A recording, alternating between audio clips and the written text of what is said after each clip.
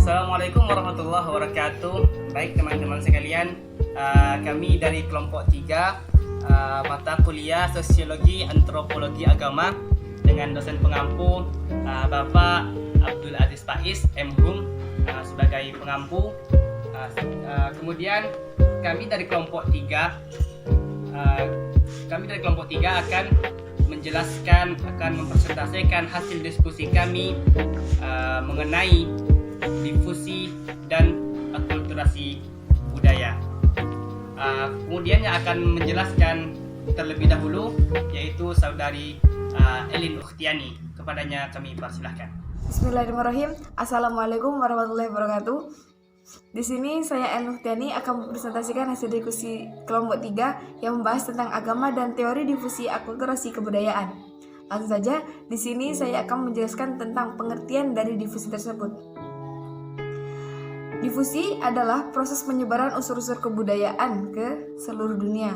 Proses difusi tidak hanya dilihat dari sudut bergeraknya unsur-unsur kebudayaan dari satu tempat ke tempat yang lain. Akan tetapi, sebagai proses di mana unsur kebudayaan dibawa oleh individu dari kebudayaan dan harus diterima oleh individu-individu dari kebudayaan lain. Langsung di sini ada bentuk-bentuk dari difusi. Salah satu bentuk difusi adalah penyebaran unsur-unsur kebudayaan yang terjadi karena dibawa oleh kelompok-kelompok manusia yang bermigrasi dari satu tempat ke tempat yang lain. Hal ini terjadi pada zaman prahistori yang pernah terjadi puluhan tahun yang lalu, puluhan bahkan ribuan tahun yang lalu. Yang mana saat manusia yang hidup berburu berpindah-pindah dari satu tempat ke tempat yang lain. Saat itulah unsur kebudayaan yang mereka punya juga ikut berpindah. Ya.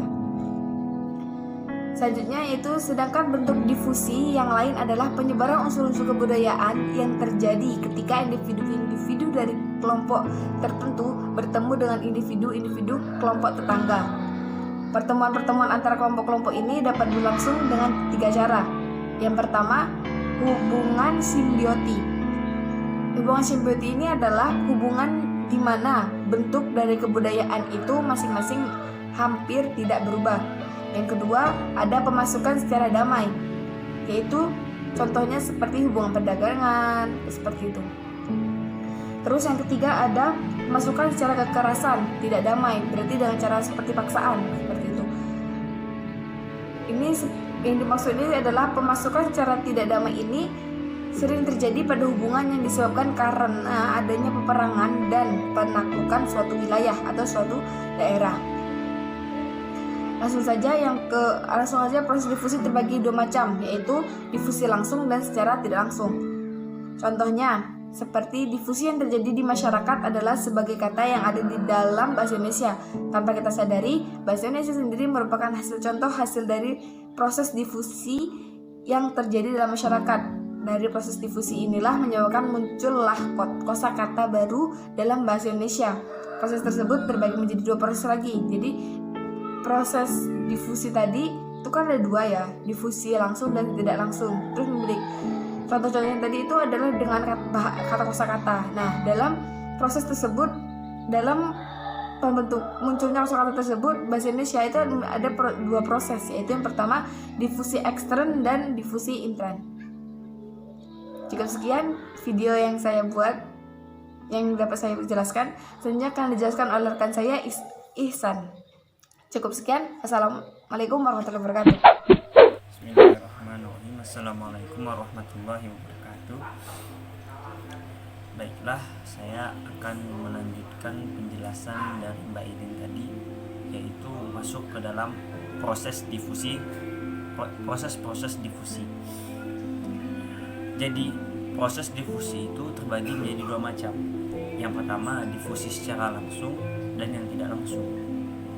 Bagaimana proses difusi yang secara langsung? Yaitu jika unsur-unsur kebudayaan tersebut langsung gitu. Jadi setiap unsur-unsur kebudayaan yang langsung itu seperti misalnya mereka menyebarkan suatu lingkup kebudayaan bagi yang pemberi ke lingkup kebudayaan si penerima. Jadi penyebaran bagi yang pemberi yang sampai ke penerima itu secara langsung, tidak ada pemberhentian atau antara penerima. Itu namanya proses difusi secara langsung. Sedangkan difusi yang secara tidak langsung itu misalnya apabila unsur-unsur dari kebudayaan pemberi, itu unsur-unsur kebudayaan dan pemberi itu singgah ke suatu tempat dulu sebelum ke unsur-unsur kebudayaan si penerima. Nah, itu yang dinamakan difusi tidak langsung. Nah, mungkin proses difusi ini sudah jelas. Selanjutnya adalah contoh-contoh difusi. Contoh difusi yang terjadi di masyarakat adalah berbagai kata yang ada dalam bahasa Indonesia. Tanpa kita sadari, bahasa Indonesia sendiri merupakan hasil contoh dari proses difusi yang terjadi dalam masyarakat. Dan dari proses difusi inilah menyebabkan kosakata baru dalam bahasa Indonesia. Proses tersebut terbagi lagi menjadi dalam dua proses. Tadi itu proses difusi terbagi dua macam, sedangkan proses ini terbagi menjadi dua proses.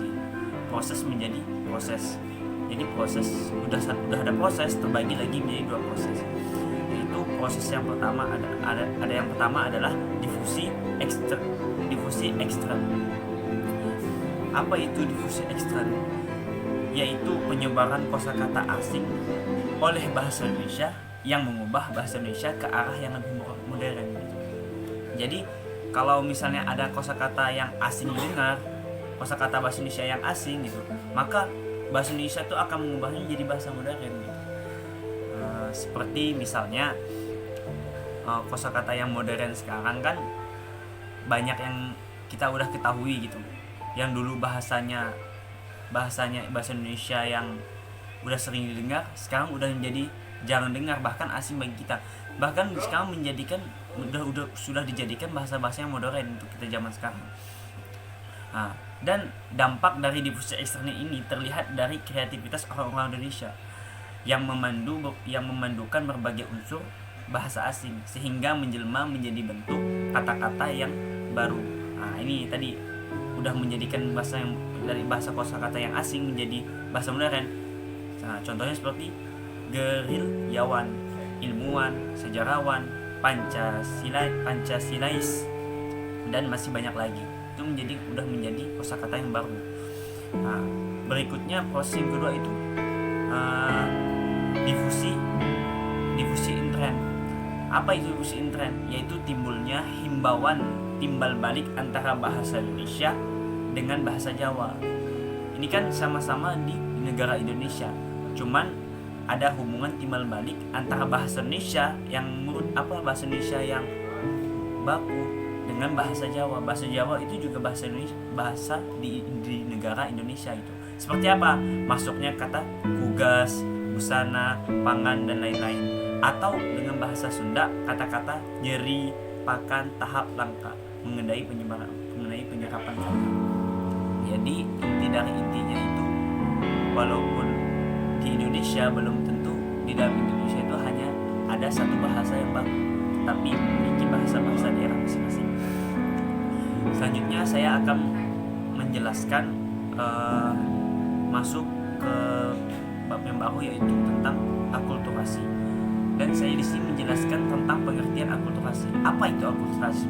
Akulturasi itu adalah suatu proses sosial yang timbul karena suatu kelompok manusia dengan kebudayaan tertentu dihadapkan, maksudnya dengan kebudayaan tertentu dihadapkan dengan unsur dari suatu kebudayaan asing. Nah, kebudayaan asing itu lambat laun diterima dan diolah ke dalam kebudayaannya sendiri tanpa menyebabkan hilangnya unsur kebudayaan asli.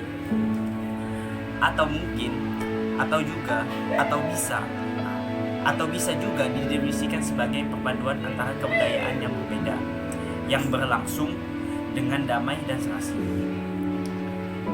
Jadi untuk memahami pengertian akulturasi dalam konteks budaya, kalau kita memahami pengertian akulturasi dalam konteks budaya, yang harus kita lakukan pertama-tama adalah kita perlu memahami definisi budaya dan kebudayaan terlebih dahulu. Nah, bahkan di sini menurut Sachari, menurut Sachari kebudayaan adalah suatu totalitas dari proses dan hasil segala aktivitas suatu bangsa dalam bidang estesis. Selain bidang estesis, juga segala aktivitas yang berupa seperti dalam bidang moral dan ideasional yang terjadi melalui proses integrasi. Dan juga baik integrasi historis maupun pengaruh jangka panjangnya. Bahkan para ahli ilmu sosial mengartikan konsep kebudayaan itu dalam arti yang sangat luas. Para ahli ilmu sosial itu mengartikan konsep kebudayaan saja itu dengan arti-arti yang sangat luas itu, yakni seperti meliputi seluruh aktivitas manusia dalam kehidupannya. Baik, kita bayangkan saja gitu. Seluruh aktivitas manusia dalam kehidupannya itu mungkin sudah tidak terhitung kalau satu orang saja dalam 24 jam. Itu beliau mengartikan konsep kebudayaan itu, maka para ahli sosial mengatakan konsep kebudayaan itu sangat luas karena meliputi seluruh aktivitas manusia dalam kehidupannya. Berarti satu hari itu termasuk kebudayaan, aktivitas apa yang kita lakukan dalam harinya. Nah, yaitu yang tadi meliputi seluruh aktivitas manusia dalam kehidupannya. Maksudnya apa? Yaitu keseluruhan sistem gagasan, tindakan, dan hasil karya manusia dalam rangka kehidupan masyarakat yang dijadikan milik dari manusia dengan belajar. Mungkin hanya ini yang bisa saya sampaikan. Selanjutnya akan dijelaskan lagi dan dilanjutkan lagi oleh Mas Jumaidi untuk pembahasan selanjutnya. Sekian dari saya. Kurang lebih saya mohon maaf. Assalamualaikum warahmatullahi wabarakatuh. Baik teman-teman sekalian, saya akan melanjutkan presentasi dari teman saya sebelumnya. Pada kesempatan kali ini saya akan menjelaskan mengenai akulturasi budaya.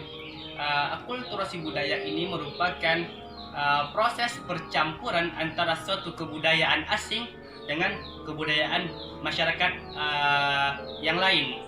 Seperti contoh yaitu proses kebudayaan akulturasi antara kebudayaan yang ada di barat yang bercampur dengan kebudayaan di Indonesia ataupun kebudayaan yang berada di masyarakat Jawa ketika mereka transmigrasi ke Sumatera, maka di situ akan terjadi proses akulturasi, pencampuran antara budaya Jawa dan budaya Sumatera. Maka proses akulturasi itu sendiri mengalami waktu yang yang relatif cukup lama, karena untuk menyesuaikan antara satu budaya dengan budaya setempat tanpa mengurangi dari unsur kebudayaan asli dari masyarakat itu sendiri. Kemudian ada pun mekanisme yang ada dalam akulturasi budaya itu, yaitu yang pertama di situ ada akulturasi yang mudah diterima oleh masyarakat. Kemudian ada akulturasi yang sulit untuk diterima oleh masyarakat. Kemudian yang ketiga, akulturasi yang sukar untuk diganti. Jadi adapun yang pertama yaitu akulturasi yang mudah diterima oleh masyarakat, seperti akulturasi yang wujudnya konkret, misalnya alat-alat rumah tangga yang diimpor dari luar negeri yang mudah diterima oleh masyarakat yang berada di dalam negeri, ataupun alat-alat rumah tangga yang berada di perkotaan yang mudah diterima oleh masyarakat pedesaan karena untuk kepentingan kemajuan suatu daerah. Kemudian akulturasi yang mudah diterima ini, yang kedua seperti akulturasi yang kegunaannya besar kegunaannya bagi masyarakat suatu wilayah, seperti penggunaan kendaraan bermotor bagi masyarakat Indonesia yang sampai saat ini masih mengimpor dari luar negeri seperti Jepang ataupun Jerman ataupun negara-negara yang lain, karena kegunaan kendaraan bermotor ini sangat besar manfaatnya bagi masyarakat Indonesia. Maka akulturasi kebudayaan ini masih mudah diterima oleh masyarakat Indonesia. Kemudian yang ketiga yaitu contohnya seperti akulturasi yang mudah diterima, yaitu penggunaan handphone, yang mana budaya masyarakat Indonesia yang dahulunya ketika hendak berkomunikasi dengan sanak saudara yang berada di tempat yang jauh menggunakan surat, sehingga memerlukan waktu yang cukup lama, maka akulturasi antara budaya masyarakat luar yang telah menemukan handphone yang saat ini menggantikan peran telepon seluler ataupun peran dari surat menyurat tersebut, teman-teman. Juga contohnya penerangan listrik di pedesaan-pedesaan yang saat ini telah menggantikan kebudayaan masyarakat pedesaan yang dulunya ketika malam hari menggunakan obor sebagai penerang. Maka peran dari masuknya listrik atau lampu ke daerah-daerah pedesaan merubah kebudayaan dari masyarakat pedesaan tersebut, tetapi tanpa mengurangi unsur dari kebudayaan asli. Kemudian yang kedua adalah akulturasi yang sulit untuk diterima oleh masyarakat, seperti kebudayaan yang wujudnya abstrak, seperti paham ideologi negara lain. Kita tahu bahwa Indonesia memiliki ideologi sendiri, yaitu ideologi Pancasila. Maka ideologi dari negara lain maka akan sulit diterima di Indonesia, seperti ideologi komunis yang pada tahun G30 SPKI yang memberontak karena tidak menerima dari ideologi komunis tersebut. Kemudian yang saat-saat ini lagi booming ideologi paham khilafah yang juga tidak diterima oleh bangsa Indonesia. Kemudian akulturasi yang sulit diterima ini seperti kegunaannya sangat kecil bagi masyarakat. Dalam makalah kami bikin contoh cara meminum teh. Cara minum teh orang barat dengan cara minum teh orang Indonesia itu berbeda, sehingga akulturasi percampuran budaya antara budaya yang berasal dari luar, cara minum teh orang luar dengan cara minum teh orang Indonesia, yang sebagian orang Indonesia menggunakan roti dalam minum teh untuk menyantap hidangan teh tersebut, maka sangat berbeda sehingga sulit untuk diterima oleh masyarakat Indonesia. Kemudian mekanisme yang ketiga yaitu akulturasi yang sukar untuk diganti atau bahkan tidak mungkin digantikan. Dalam hal ini contohnya kebudayaan masyarakat pedesaan yang memiliki sistem kekerabatan yang sangat kuat akan berbeda dengan sistem kekerabatan masyarakat perkotaan. Walaupun saat ini kita mengetahui ketika ada acara-acara syukuran, walimahan, masyarakat perkotaan menggunakan budaya-budaya catering, yang mana budaya catering ini berasal dari masyarakat luar negeri. Tetapi bagi masyarakat pedesaan, karena sistem kekerabatan yang telah melekat pada masyarakat setempat, sangat sukar untuk digantikan oleh kebiasaan-kebiasaan atau budaya-budaya dari luar tersebut.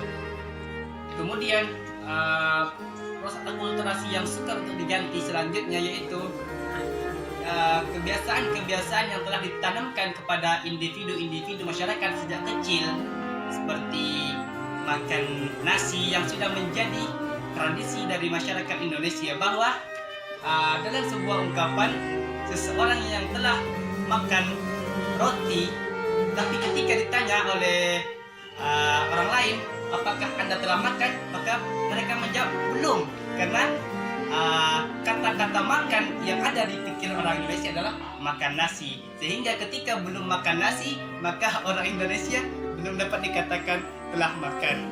Begitulah kebudayaan yang sukar untuk diganti. Kemudian adapun hubungan antara agama dan difusi akulturasi kebudayaan ini, yaitu agama juga memiliki peran difusi dan akulturasi dari kebudayaan itu sendiri. Seperti misalnya kebudayaan masyarakat barat yang dipengaruhi oleh agama Kristen ataupun penjajahan Portugis yang menyebarkan paham-paham agama Kristen ketika mereka melakukan ekspansi ke wilayah timur seperti juga di Indonesia. Sampai saat ini akulturasi antara Kristen dengan budaya Jawa, seperti kita ketahui di Jogja ini sendiri ada gereja GKJ, Gereja Kristen Jawa, yang mana di dalam ini terdapat dua unsur kebudayaan, yaitu kebudayaan yang berasal dari agama dan kebudayaan yang berasal dari daerah Jawa yang kemudian dipadukan tanpa menghilangkan kebudayaan dari daerah Jawa tersebut. Juga tradisi-tradisi masyarakat Indonesia yang bercampur dengan agama Islam, misalnya ketika masyarakat Indonesia yang memiliki kebudayaan bertegur sapa kemudian dimasukkan dengan unsur-unsur kebudayaan Islam yang menggunakan salam ketika bertemu, seperti ketika bertemu dengan saudara di jalan atau berkunjung bertamu ke rumah seseorang, maka mengucapkan salam Assalamualaikum, maka ini merupakan satu contoh kecil dari akulturasi budaya itu sendiri. Baik teman-teman sekalian, mungkin sekian pemaparan presentasi dari kami kelompok 3. Saya Ahmad Jumaidi, kemudian pembicara pertama tadi saudari Eli Oktiani, dan pembicara kedua tadi adalah saudara kami Ihsan Al-Fikri. Sekian dari kami hasil diskusi kami. Lebih dan kurangnya kami mohon maaf. Apabila masih terdapat penjelasan-penjelasan yang kurang dari kami, silakan saudara-saudara teman-teman sekalian bertanya dan mari kita diskusikan bersama-sama. Wabillahi taufiq wal hidayah. Wassalamualaikum warahmatullahi wabarakatuh.